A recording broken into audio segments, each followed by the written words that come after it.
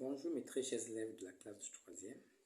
Aujourd'hui, nous allons parler de la propriété de Thalès dans un triangle. Nous allons énoncer la propriété de Thalès dans un triangle. Commençons par la figure, la configuration. Nous avons A, B, C, un triangle. Eh bien, nous choisissons un sommet. Nous allons choisir le sommet A. Et à partir de ce sommet, nous allons prendre le côté AB. Et sur ce côté AB, nous plaçons un point M. Et sur l'autre côté AC, nous plaçons un point N, de sorte que MN et BC soient deux droites parallèles. Et dans ces conditions, nous pouvons énoncer la propriété de Thalès. C'est ce qu'on a écrit là. Si AMB et ANC sont des points alignés dans cet ordre et que de plus MN est parallèle à BC, alors nous pouvons écrire cette égalité entre deux quotients. Regardez, si je regarde mes points alignés, je peux bien écrire AM sur AB égale AN sur AC. Je peux le revoir dans la figure. AM sur AB égale AN sur AC. Donc l'égalité entre ces deux quotients-là, c'est ce que nous appelons la propriété de Thalès. Pour écrire cette égalité, chers élèves, on s'assure que nous avons deux droites parallèles et qu'on a des points alignés ayant un point commun bien placé. Une fois que nous avons cette égalité, nous pouvons ajouter un autre troisième quotient en regardant seulement les deux numérateurs et en éliminant le point commun. Si j'enlève A sur les deux numérateurs, il me reste MN. Et si j'enlève A sur les deux dénominateurs, il me reste BC.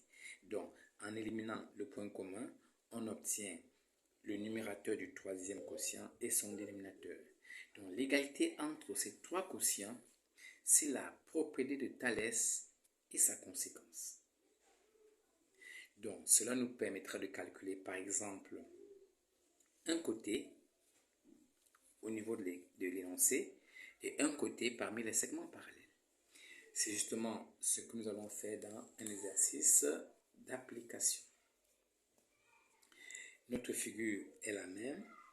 Donc, nous avons les triangles ABC et AMN qui sont deux triangles dans cette configuration de Thalès. Et on nous donne AB, AM et AN. Et on ne donne pas AC. Et justement, on demande de calculer AC. De même, en deuxième question, on nous donne BC qui est un des segments parallèles et on demande de calculer l'autre segment qui est MN. Et on précise bien que MN est parallèle à BC. Solution. Comment est-ce qu'on procède? Il faut que l'élève fasse savoir qu'il a clairement les conditions réunies pour énoncer la propriété de Thalès. C'est pour ça que nous commençons par dire que AMB et ANC sont alignés et MN est parallèle à BC. Voilà les deux conditions qu'il faut pour énoncer la propriété de Thalès dans un triangle. Donc, d'après la propriété de Thalès et sa conséquence, je prends directement avec la conséquence pour la simple raison que j'ai envie de calculer un des segments parallèles. Eh bien, nous écrivons tout simplement notre égalité et nous ajoutons le troisième quotient, comme vous pouvez le voir, c'est ce qu'on a vu dans l'énoncé. Et ensuite, nous allons utiliser l'égalité de quotient 2 à 2 en fonction de ce que nous voulons. Comme nous voulons calculer AC, eh bien, on va prendre un quotient dont on connaît le numérateur et le dénominateur et un quotient qui comporte AC.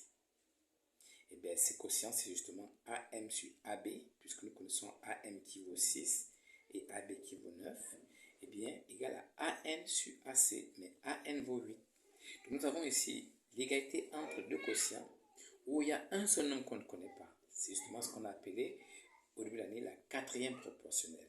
Il faut trouver le quatrième nombre pour que ces deux quotients soient égaux. bien, on applique justement la propriété sur l'égalité de deux quotients, à savoir le produit des termes extrêmes égale au produit des termes moyens. Donc 6 fois AC, qu'on écrit tout simplement 6AC, égale à 9 fois 8, qu'on écrit simplement 72.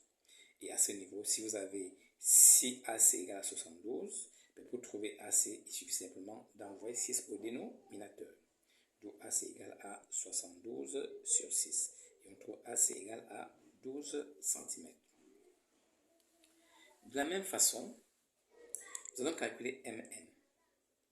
Et d'après ce qui précède, nous allons toujours prendre notre quotient comme on l'a vu depuis le plus haut. Et cette fois-ci, on va choisir le quotient qui comporte ce que nous voulons calculer, en l'occurrence ici MN. Et un quotient connu, c'est bien AM sur AB. On aurait bien aussi pu prendre le deuxième quotient AM sur AC, puisqu'on a calculé AC, le quotient ne changerait pas. Mais on vous conseille de tout le temps prendre le quotient connu. Il peut arriver que l'élève ne trouve pas le calcul de BC. Et dans ce cas, s'il prend ce quotient, il va rater. Donc, en prenant AM sur AB égale à MN sur BC, nous arrivons exactement encore à l'égalité de deux quotients, à une situation de quatrième proportionnelle. Et donc encore, produit terme extrême égale produit terme moyen. Ça nous permet d'écrire que 9, MN égale à 90, soit MN égale à 99, c'est-à-dire MN égale à 10 cm. Voyez chez élèves comment on procède pour utiliser la propriété de Thalès. Donc la propriété de Thalès permet de calculer les distances. Plus tard on verra la réciproque et aussi son utilisation. Merci pour votre attention.